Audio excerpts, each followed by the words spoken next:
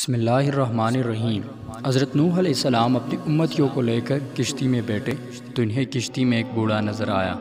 اسے کوئی پہچانتا بھی نہیں تھا۔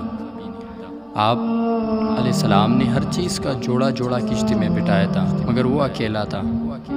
لوگوں نے اسے پکڑ لیا اور حضرت نوح علیہ السلام سے پوچھتے لگے کہ یہ بوڑھا کون ہے۔ حضرت نوح علیہ السلام نے اس سے پوچھا، بتاؤ تم کون ہو؟ وہ کہنے لگا، جی میں شیطان ہوں۔ آپ نے سن کر فرمایا، تو اتنا چالاک بدمعاش ہے کہ کشتی میں آ گیا۔ شیطان کہنے لگا، جی مجھ سے غلطی ہو گئی ہے، آپ مجھے معاف فرما لیں۔ آپ علیہ السلام نے فرمایا، تمہیں ہم ایسے ہی نہیں چھوڑیں گے، تم ہمیں اپنا گر بتا جا جس سے تو لوگوں کو سب سے زیادہ نقصان پہنچاتا ہے۔ کہنے لگا، جی میں سچ سچ بتاؤں گا، البتہ آپ وعدہ کریں کہ آپ مجھے چھوڑ دیں گے۔ نوح علیہ السلام نے فرمایا، ٹھیک ہے، ہم تمہیں چھوڑ دیں گے۔ وہ کہنے لگا، میں دو باتوں سے انسان کو زیادہ نقصان پہنچاتا ہوں، ایک حسد، دوسرا حرص۔